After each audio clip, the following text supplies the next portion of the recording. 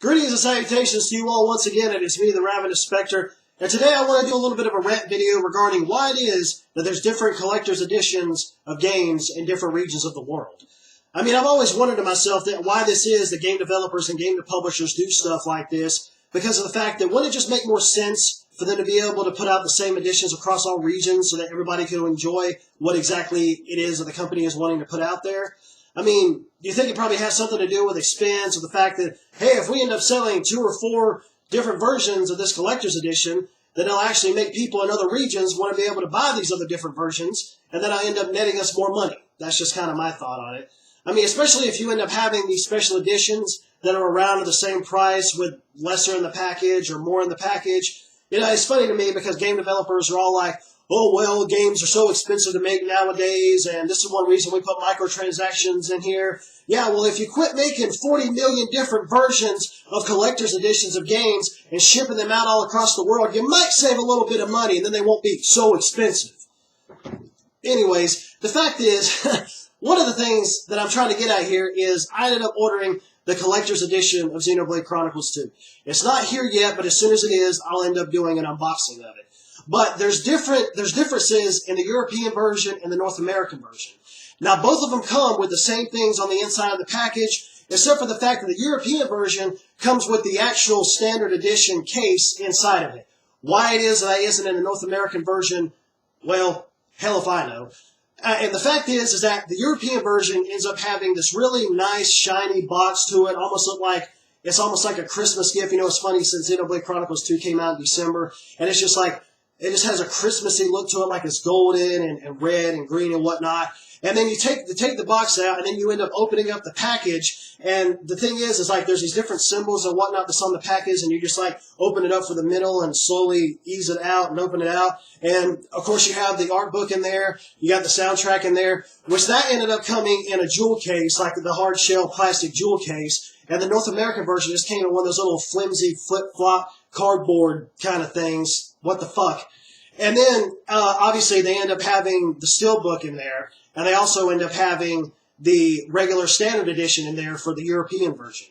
Why it didn't come in the North American version, it doesn't make any sense, because I would have also liked to have that so I could have the artwork and the original case for that, and then I could decide whether or not I wanted to put the game in the original standard case, or if I wanted to put it in the Steelbook case. And a friend of mine, the Jokester on YouTube, go and check him out.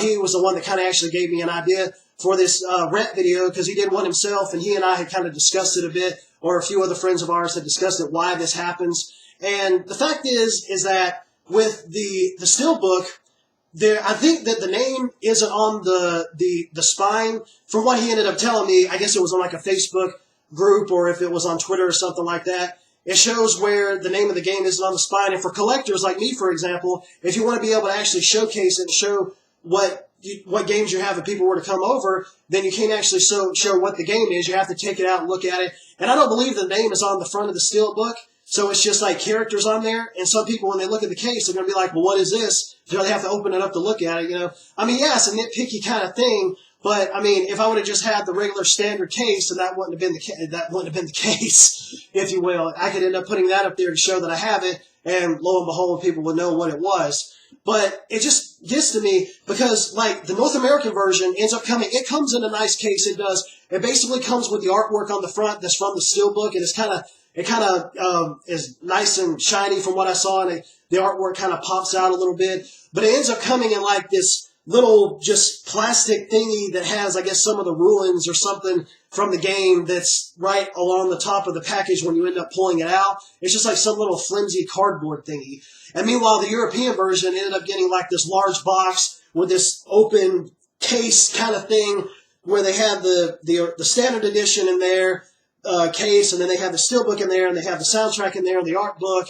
And, you know, you have all that in the North American version, you just don't have the standard edition case, and actually having where it looks like it's just a gorgeous package. Now, I don't know if there was a difference in terms of pricing. It probably was around the same amount.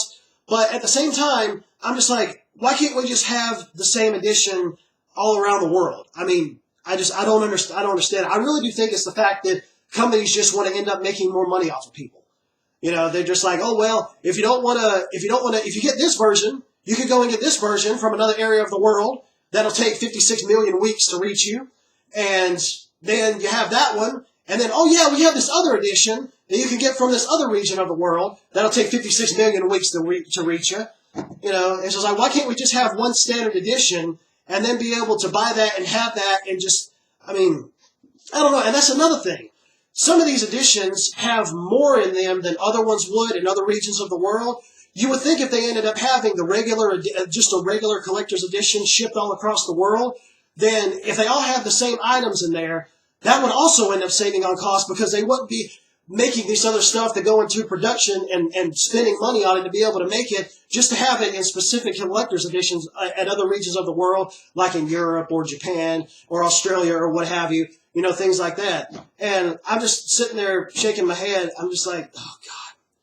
But anyways, with that aside, when I get the collector's edition, I'll go ahead and do an unboxing and I'll talk about it, so on and so forth, and show it to you guys. But yeah, it just kind of gets to me. And it's not just this collector's edition. I mean, because there's been so many other collector's editions in the past and up until now that have like different things inside of them, and maybe they're around the same price or whatever.